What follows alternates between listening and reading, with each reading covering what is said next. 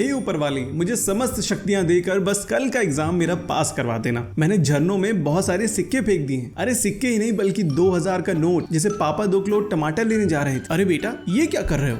पिताश्री, मैंने सुना है दादी कहती थी कि अगर हम झरने में सिक्का डालें तो बहुत कुछ अच्छा होता है, इसलिए मुझे रिस्क लेने का ही नहीं है। खा गए ना धोखा। आधी अधूरी बात सुनते रहोगे तो ना ही बोर्ड्स में पास होने वाले हो और ना ही कोई तुम्हें इंटेलिजेंट समझने वाला है। मतलब ये सच नहीं है? हाँ सच है, पर अधूरा सच। कहते हैं पुराने जमाने में सिक्के कॉपर यानी तांबे के बने होते थे, जिसे हमारी बॉडी खुद प्रोड्यूस नहीं कर पाती थी। इसलिए लोग पानी में टैंक में सिक्के फेंक कर इसका ख्याल रखते थे कि उनका मेटाबॉलिज्म अच्छा रहे और बॉडी में पर्याप्त कॉपर रहे। और यही नहीं, ऐसी 9 और मान्यताएं हैं जिसके पीछे का असली साइंस आज मैं तुम्हें इस वीडियो में समझाने वाला हूँ, इसलिए वीडियो पूरा देखना। लेकिन उससे पहले 2000 का नोट तो ले आओ और मार्केट से टमाटर लेते आना। और फिर शुरू करते हैं ये वीडियो बिना किसी सस्पेंस के।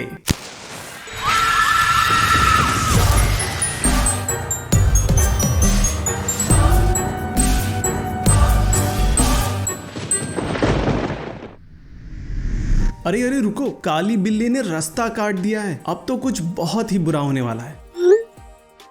क्या आपके भी पेरेंट्स, दोस्त, पड़ोस वाली आंटी यही कहकर आपको वार्निंग देती हैं? मैं बताता हूँ क्यों। इसके पीछे 2 कहानियां हैं। पहली ये कि 14th सेंचुरी में जब प्लेग के कारण 50 मिलियन यानी 5 करोड़ से भी ज्यादा मौतें हुई। अब जो प्लेग का बैक्टीरिया होता है, जिसे हम यर्सीनिया पेस्टिस कहते हैं, वो छोटे जानवरों जैसे कि चूहों में पाया जाता था अक्सर। इसमें बिल्ली कहां से आई पिताश्री?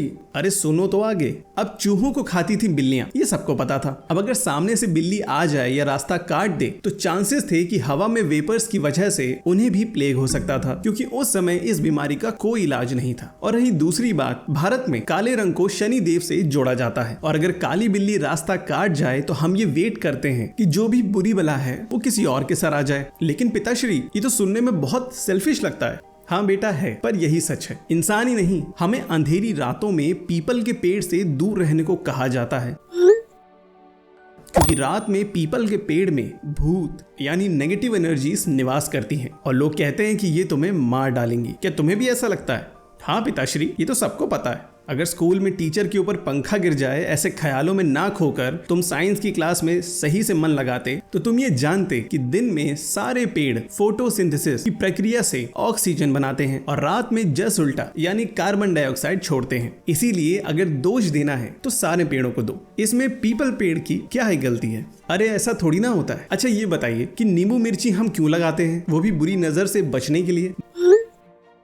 मैं समझाता हूँ क्यों। पहला रीजन तो ये है कि नींबू मिर्ची में नींबू देता है खट्टापन और मिर्ची देती है तीखी सुगंध। इन दोनों को एक साथ लटकाने से, अब चाहे वो घर हो, ऑफिस या दुकान, उसके आसपास एक ऐसा एनवायरनमेंट बन जाता है जिससे मच्छर, कीड़े, पतंगे ये सब अंदर नहीं आते और इसी वजह से सबकी हेल्थ अच्छी रहती है। और दूसरा रीजन ये है कि नींबू मिर्ची का तीखा खट्टा माहौल बुरी नजर को एक जगह कंसंट्रेट होने नहीं देता और किसी की बुरी नजर हमें लगती नहीं। क्या आप ये जानते थे? कमेंट सेक्शन में जरूर बताइएगा सबको, ताकि आपके वर्जन की स्टोरी भी हम सबको पता चले। अच्छा पिताश्री, तो ये बताइए कि पड़ोस में कल जब राजू अंकल ने अधेरे सांप को देखा तो सबने ये क्यों कहा कि उसका सर कुचल दो, वरना अगला जन्म लेकर वो हम सबको मार देगा, जिसको जिसको उसने लास्ट टाइम देखा है। अरे बेटा, ये भी आधा अधूरा सच है। मैं समझता हूँ कि जीव हत्या पाप है, लेकिन अधमरे सांप का सर कुचलना आखिर में सांप के लिए ही बेहतर है। अब तुम्हारे मन में सवाल होगा कि ये कैसी बात है। मैं बताता हूँ क्यों। क्योंकि सांप एक ऐसी प्रजाति है कि अगर उसका सर काटने के बाद भी वो तुम्हें काट सकता है और काफी देर तक जिंदा रह सकता है और इसी वजह से अनफॉर्चुनेटली धीमी धीमी मौत मरता है। इसीलिए ये सब हुआ। हाँ लेकिन कल तुम्हारा एग्जाम है ना, जाने से पहले दही चीनी खाकर जाना, पेपर जरूर अच्छा होगा। पर पिताश्री, दही चीनी क्यों? मैं गर्मा गर्म समोसे या पेट्रोल वाली मैगी क्यों नहीं खा सकता जाने से पहले? अरे बेटा, मैं बताता हूँ। कोई भी अच्छा काम करते वक्त हमारे तन और मन का शांत होना बहुत जरूरी है। उसी तरह से दही जो एक सुपर फूड है और चीनी, दोनों को मिलाकर जब एक साथ खाया जाता है तो हमारा पेट शांत रहता है ठंडक की वजह से। अब अगर पेट ठंडा है तो दिमाग मस्त और काम भी चुस्त दुरुस्त। अब समझे? और हाँ, एक और मान्यता है, अगर अभी भी आप इस वीडियो से जुड़े हैं तो प्लीज इस वीडियो को तुरंत लाइक एंड चैनल को सब्सक्राइब करने पर आपके साथ जरूर कुछ अच्छा होगा। आपके सिर्फ 2 सेकंड लगेंगे और हमें आपका सपोर्ट ऐसे ही मिलता रहेगा। वैसे क्या आप लोग को पता है कि तुलसी पेड़ के पत्ते को चबाया नहीं जाता? पर क्यों? ये तो बहुत अजीब बात है। दवाइयों में, काढ़े में और यहाँ तक कि मेरे शरबत में भी तुलसी के पत्ते पड़े हुए हैं, तो क्यों मना है इसे चबाना? इसका कारण ये है कि वैसे तो तुलसी का पत्ता बहुत लाभदायक होता है, लेकिन इसमें थोड़ी मात्रा में आर्सेनिक पाई जाती है, यानी कि एसिड, जो आपके दांतों को पीला बना सकती है और नुकसान पहुंचा सकती है। इसीलिए इसे डायरेक्ट निगलना ज्यादा बेहतर है, बजाय इसके कि इसको चबाकर खाया जाए। या तो आप इसे किसी और चीज में मिक्स करके खा सकते हैं। वैसे हमारा अगला पॉइंट थोड़ा सा डिबेटेबल है, आप लोग बताइएगा कि सच क्या है।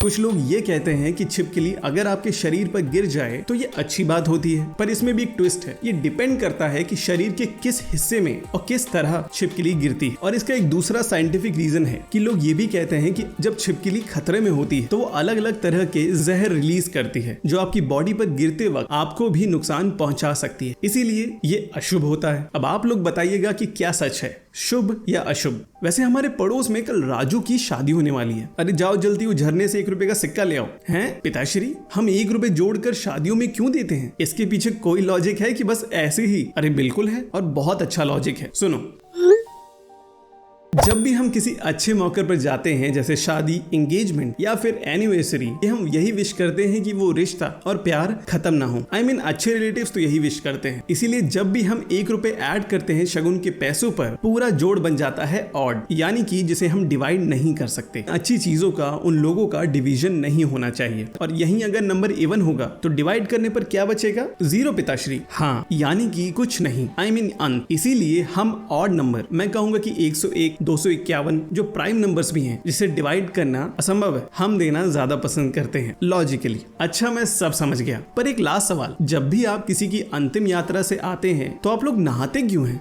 और सबसे पहले इसके पीछे का साइंस बहुत सिंपल है बेटा। पुराने जमाने में वैक्सीनेशन नहीं होती थी और लोग लगवाते भी नहीं थे। अब अगर किसी को बहुत बड़ी बीमारी होती थी जो हवा से फैलती है, तो फिनरल में बॉडी की अंतिम क्रिया के दौरान वो हवा में फैल सकती है। और इवन कोई बड़ी बीमारी ना भी हो तो बैक्टीरिया हवा में उड़कर आपके कपड़ों, शरीर से जुड़ सकते हैं। इसीलिए घर में आने से पहले या सबसे पहले नहाया जाता है, शुद्ध किया जाता है अपने आप, ताकि बॉडी इन बैक्टीरिया से मुक्त रहे। अब समझे? हाँ पिताश्री, मैं सब समझ गया हूँ, लेकिन और भी तो ऐसी मान्यता है जिसे हमने देखा और सुना है। हाँ बेटे, बिल्कुल है। इसीलिए आप लोग प्लीज कमेंट सेक्शन में जरूर बताइएगा कि ऊपर की लिस्ट में आपके हिसाब से क्या सही है और क्या गलत, या फिर और भी ऐसी मान्यताएं जिसे आप मानते हैं। और मेरे हिसाब से जब तक मान्यताएं किसी जीव को नुकसान ना पहुंचाएं, कुछ बुरा ना करें, तब तक उसे मानने में कोई हर्ज नहीं। और ऐसे ही धमाकेदार वीडियोस हर सैटरडे देखने के लिए हमारे चैनल को तुरंत सब्सक्राइब करें। बाकी हम मिलते हैं आपसे नेक्स्ट शनिवार हॉरर एंड हिस्ट्री के साथ। धन्यवाद।